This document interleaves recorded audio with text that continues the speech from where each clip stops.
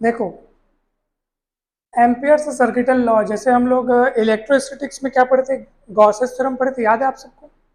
तो Gauss theorem पढ़े थे और गॉस थ्योरम के फिर कुछ एप्लीकेशंस पढ़े थे।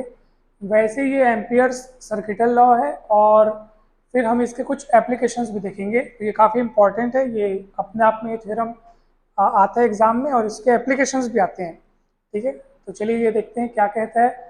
Amperes circuital law states that the line integral of the magnetic field B around any closed circuit is equal to mu 0 times the total current I passing through this closed path। और इसी बात को हम mathematical form में इस तरीके से लिख सकते हैं। तो ये जो लाइन इंटीग्रल है इसका मतलब क्या है, और लाइन इंटीग्रल किसका किया जा रहा है, मैग्नेटिक फील्ड बी का अराउंड एनी क्लोज्ड सर्किट या क्लोज्ड पाथ। तो सबसे पहले तो आपको ये देखना है कि मान लीजिए ये कोई सीधा कंडक्टर है, long straight current carrying conductor है, जिसमें ये कंडक्टर का नाम मैं दे देता हूँ एक्स वाई, और जिसमें करंट फ्लो हो रही है आई नीचे से ऊपर की डायरेक्शन में। तो ऑब्वियस सी बात है कि जब किसी कंडक्टर में, वायर में जब करंट नीचे से ऊपर फ्लो हो रही हो तो इसके चारों ओर जो मैग्नेटिक फील्ड बनता है वो कैसे बनता है बताइए? सर्कुलर फॉर्म में बनता है, आपको पता है? ये ऐसे, ये इस तरीके से मैग्नेटिक फील्ड बनेगा। और मैग्नेटिक लाइंस ऑफ फोर्सेस जो है वो कैसे रहती हैं बताओ? तो ये हम पता कर सकते हैं किससे, वो ये वाले नियम से, है ना? राइट हैंड, नहीं नहीं, ये वाला वो वाला रूल है, कॉर्क स्क्रू लॉ, है ना? कि नहीं नहीं, ये कौन सा रूल था? हाँ, राइट हैंड थंब रूल था ना, जिसमें आप उसको इस तरीके से पकड़ते हैं कि जो ये अंगूठा है वो किसकी दिशा में होना चाहिए, करंट की दिशा में। तो ये जो उंगलियां जिस दिशा में मुड़ती हैं, उंगलियां जिस दिशा में मुड़ती हैं वही किसका डायरेक्शन होता है, मैग्नेटिक लाइंस का डायरेक्शन होता है। तो यहाँ पे वो कैसे दिखेगा, ये एंटी क्लॉकवाइज दिखेगा। तो ये इस तरीके से यहाँ पर एंटी क्लॉकवाइज डायरेक्शन में मैग्नेटिक फील्ड लाइंस आपको दिख रही हैं। और अब देखो, हम कोई भी एक आप वो पकड़ लो, यानी कि इसमें से जो इतने सारे सर्कल्स बने ना उसमें से आप कोई भी एक सर्कल पकड़ लो। मान लीजिए मैं ये वाला सर्कल देख लेता हूँ, तो किसी भी लूप को आप देख लो और मान लीजिए ये वाले लूप की यहाँ पे दूरी इससे आर है, दूरी कितनी है मान लो। तो आप बताइए कि जब हमने जो इन्फिनाइटली लॉन्ग कंडक्टर देखा था, उससे आर दूरी पर अगर कोई पॉइंट में पी लेता हूँ मान लो, तो इस पॉइंट पी पर इंटेंसिटी ऑफ मैग्नेटिक फील्ड कितना था। तो ये फॉर्मूला हम लोग डिराइव किए थे, जो बहुत बड़ा डेरिवेशन था, जिसके स्पेशल केसेस थे। उस स्पेशल केस में, पहले वाले केस में आपको पता है फाई वन और फाई टू, जब दोनों कितना लिए थे हम लोग, 90 डिग्री लिए थे, याद है? तो हमारे पास वो मैग्नेटिक फील्ड की इंटेंसिटी कितनी आई थी आप बताओ? म्यू 0/4 पाई 2 पाई आई/आर, याद है आपको? जिसमें तुम लोग बोल रहे थे सर ये पाई पाई काट दो, 2 2 जा 4 कट कर दो। तो ये इतना, चलो कट कर भी देते हैं। तो बी इज इक्वल्स टू कितना आ जाएगा बताइए? म्यू 0 आई आ जाएगा, पाई पाई कटेगा और 2 से ये 4 कटेगा, तो नीचे 2 बचेगा और ये आर बचेगा। ठीक है, ये बी निकल गया, यानी कि intensity of magnetic field at point P, जो कि इससे आर दूरी पर है। अब सुनो, अब इस बी का हमको क्या निकालना है, क्या करना है? Line integral, line integral of the magnetic field B. तो लाइन इंटीग्रल मतलब ये होता है कि अब यहाँ पे आपको पॉइंट पी के पास यहाँ पर एक स्मॉल एलिमेंट जिसकी लेंथ डी एल है उसकी कल्पना करनी है, आपको इमेजिन करना है स्मॉल एलिमेंट जिसकी लेंथ कितनी है, डी एल लेंथ का एक स्मॉल एलिमेंट है। अब ये डी एल एक लेंथ है, अब हम इसी, यानी कि लेंथ के रिस्पेक्ट में ही इस बी का, ये जो डी एल स्मॉल एलिमेंट का लेंथ है, हमको लेंथ के रिस्पेक्ट में ही इस पूरे क्लोज्ड पाथ के अलोंग इस बी का इंटीग्रल करना है। यानी कि वो कैसे दिखेगा, वो देखो, ये पूरा क्लोज्ड पाथ है ना, इसलिए हम इंटीग्रेशन को ऐसे करके शो करेंगे। तो ये जो सर्कल लगाते हैं ना, वो डिनोट करता है कि वो जो लूप है वो पूरी तरह से क्या है, क्लोज्ड है। किसका इंटीग्रेशन करना है, बी का इंटीग्रेशन करना है, इसलिए बी लिख दिया। कैसा इंटीग्रेशन करना है, तो लिखा है वहां पे कि लाइन इंटीग्रल करना है या लीनियर इंटीग्रल करना है। लीनियर इंटीग्रल मतलब या लाइन इंटीग्रल मतलब लेंथ के रिस्पेक्ट में इंटीग्रल, तो इसलिए हम लिखेंगे डी आई।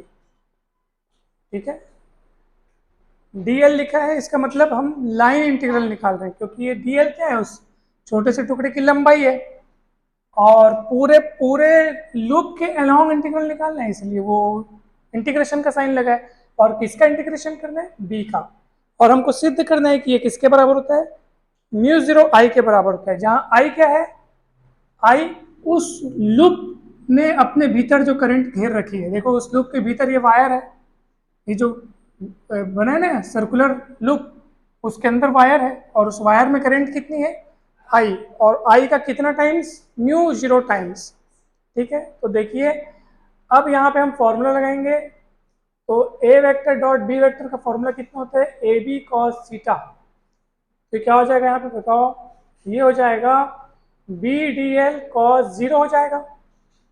क्यों जीरो हो जाएगा, क्योंकि ये देखो, अब कॉस जीरो क्यों होगा ये हम देखते हैं। आप मेरे को एक बात बताइए, पॉइंट पी पर, ठीक है, जो बी का डायरेक्शन होगा वो कैसे होगा बताओ। बी का डायरेक्शन आप दिमाग लगा के बताओ, पॉइंट पी पर बी का डायरेक्शन, डीएल का डायरेक्शन तो चलो ये डीएल का डायरेक्शन हो गया, ठीक है, लेकिन बी का डायरेक्शन यानी कि इंटेंसिटी ऑफ मैग्नेटिक फील्ड का डायरेक्शन वो हमेशा टेंजेंट के डायरेक्शन में होगा। किसके डायरेक्शन में होगा, टेंजेंट। तो यहाँ पे बी और डी एल की डायरेक्शन सेम है, इसलिए यहाँ पे 0 डिग्री आएगा। बी आप बाहर निकाल लो, अंदर बचेगा डी एल, कॉस जीरो की वैल्यू 1 होती है, बी की वैल्यू रख दो आप, ये देखो बी की वैल्यू इतनी यहाँ रखेंगे, म्यू जीरो आई बटे 2r, और ये close integral d l mu zero I बटे 2r। ठीक है, अब यहाँ पे, अब अच्छा यहाँ पे एक मिस्टेक है, ये वाला फॉर्मूला 2 पाई आई होता है कि 2 आई होता है, याद करो, ये पाई नहीं आता शायद वहां पे ऊपर। हाँ, तो वो क्या बोलते हैं ना, पाई नहीं कटेगा, वो नीचे में पाई बचेगा। ठीक है, ये पाई नीचे में बचेगा, और उसके बाद देखो ये डीएल क्या है, स्मॉल एलिमेंट का लेंथ है, तो ऐसे स्मॉल एलिमेंट को इकट्ठा करते जाएंगे तो क्या बनेगा, पूरे लूप का लंबाई बन जाएगा, यानी सरकमफेरेंस बन जाएगा, और वो कितना होता है 2 पाई आर। तो ये 2 पाई आर से 2 पाई आर कट जाएगा, समझ में आ रहा है। तो आंसर कितना आएगा आपका, म्यू जीरो आई, और ये यही अपन निकाल रहे थे। तो सिद्ध हो गया एम्पियर से सर्किटल लॉ। इस वाले फॉर्मूले को बस थोड़ा ध्यान रखना, यहाँ पे आई नहीं आता, 2 आई बाई बटे आर आता है, और इसलिए पाई नहीं कटेगा, नीचे पाई बचेगा। देखो वो वहाँ से वहाँ पे भले हमसे गलती हो गई थी, लेकिन यहाँ पे अपन दिमाग लगा लिए, क्योंकि अपने को लाना था म्यू जीरो आई, तो म्यू जीरो आई लाने के लिए 2 पाई आर सबका कटना जरूरी है, तो ये है। तो एम्पियर सर्किटल लॉ प्रूफ हो गया। एक बार और बता देता हूँ, हाँ एक बार और बता देता हूँ।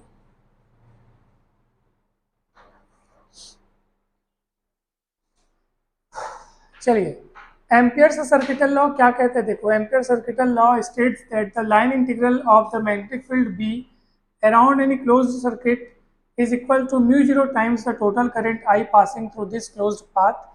और इसी बात को हम मैथमेटिकली इससे लिखते हैं, यानी कि अब ये बात जो यहाँ पे लिखा हुआ है उसको हम चित्र के माध्यम से समझते हैं।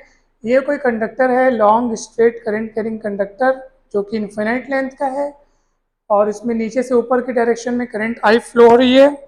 ठीक है, तो इसके चारों ओर जो मैग्नेटिक फील्ड लाइंस है वो सर्कुलर फॉर्म में होती है, वृत्ताकार रूप में होती है। तो हमने कोई एक सर्कुलर लूप को ले लिया, वहाँ पे एक पॉइंट चुना पी, और जिसकी यहाँ से दूरी कितनी है आर, मतलब उस लूप की रेडियस कितनी हो गई, आर हो गई।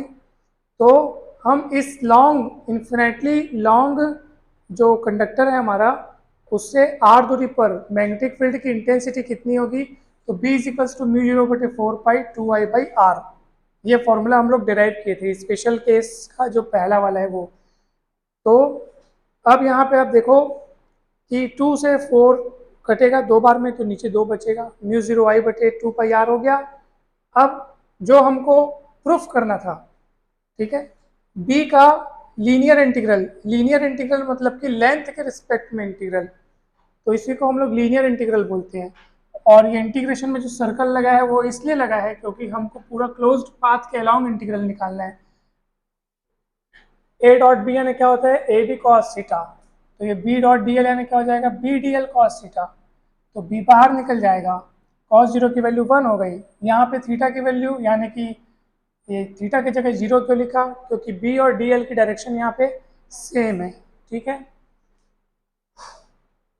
b और dl की डायरेक्शन सेम क्यों है, आप समझ पा रहे हैं? आप देखो, जैसे मान लीजिए ये मान लीजिए ये लॉन्ग करंट कैरिंग कंडक्टर है, ठीक है। अब आप इन लूप्स की कल्पना करो, कैसे बनेंगे ये लूप्स, सर्कल के फॉर्म में बनेंगे, ऐसे एक सर्कल, दूसरा, तीसरा, चौथा, ठीक है ना, ऐसे बन रही है, ठीक है। आपने एक सर्कल पे कोई पॉइंट लिया और उस पॉइंट के आसपास, मतलब उस पॉइंट के साथ एक स्मॉल एलिमेंट भी लिया। वो स्मॉल एलिमेंट ऐसे नहीं है, कैसे है, ऐसे है, क्योंकि सर्कल कैसे बना है, सर्कल ऐसे बना है, तो सर्कल पर ही स्मॉल एलिमेंट लोगे, तो उस स्मॉल एलिमेंट की डायरेक्शन उधर, और उस पॉइंट पर, उसी स्मॉल एलिमेंट में अपने पॉइंट भी लिया है, उस पॉइंट पर इंटेंसिटी की डायरेक्शन किधर होगी, अंदर, क्योंकि हम लोग कल देखे थे ऐसे जब हम हथेली फैलाते हैं, समझ में आ रहा है, हथेली ऐसे फैलाते हैं तो उंगलियों की दिशा देखो ना, अंगूठा करंट की डायरेक्शन में, उंगलियां उस दिशा में जिधर पॉइंट है, तो इंटेंसिटी का डायरेक्शन किधर होता है, अंदर, उधर। और वो लूप था, उसमें स्मॉल एलिमेंट लिए थे डीएल, तो ये डीएल, तो डीएल की डायरेक्शन भी उधर, बात समझ में आ रही है। इसलिए थीटा यहाँ पे कितना हुआ, 0 हुआ, और फिर ये इंटीग्रल डीएल 2 पाई r कट गया और प्रूफ हो गया। ये एम्पियर से सर्किटल लॉ प्रूफ हो गया। इस फॉर्मूले को बस आप ध्यान से लिखिएगा, म्यू 0/4 पाई 2I/r, यहाँ पे पाई नहीं आएगा ना, वो जब हम सर्कुलर लूप रहता है जिसमें करंट फ्लो हो रही होती है और उसके सेंटर पर जब हम इंटेंसिटी निकालते हैं मैग्नेटिक फील्ड का, तो वहाँ पे पाई आता है। फॉर्मूला थोड़ा ध्यान रखें। ये कंप्लीट हो गया, कहीं डाउट है तो बताओ, ठीक, ये कंप्लीट करते हैं।